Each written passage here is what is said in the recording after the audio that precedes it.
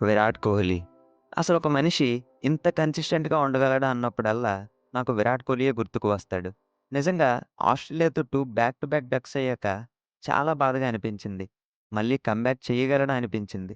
Because ముందంటే అన్ని formats ఆడేవాడు కాబట్టి కమ్‌బ్యాక్ చేసేస్తాడులే అన్న నమ్మకం ఉండేది. కానీ ఇప్పుడు చేస్తాడో లేదో అనే టైంలో ఆ టూర్‌లో లాస్ట్ మ్యాచ్ 74 రన్స్ చేసి హోప్‌ని ఇచ్చాడు. సౌత్ ఆఫ్రికా టూర్‌లో 3 మ్యాచెస్‌లో 2 హండ్రెడ్స్ అండ్ ఒక 50 చేసి ఆ భయాన్ని పోగొట్టాడు. అండ్ నిన్న మ్యాచ్ చూసాక ఒక్కటే అనిపించింది. Virat Kohli is the greatest white ball batter ever. అంతే.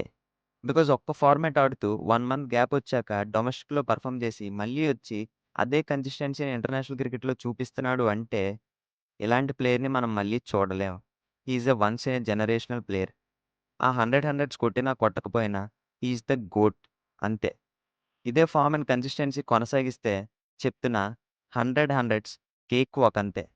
సో, ఫైనల్లీ మన టీమిండియా నిన్న చాలా బాగా పెర్ఫార్మ్ చేసి సిరీస్‌లో 1-0 లీడ్ తీసుకుంది. And once again salute to the greatest king Kohli. The number 1 new ODI batter.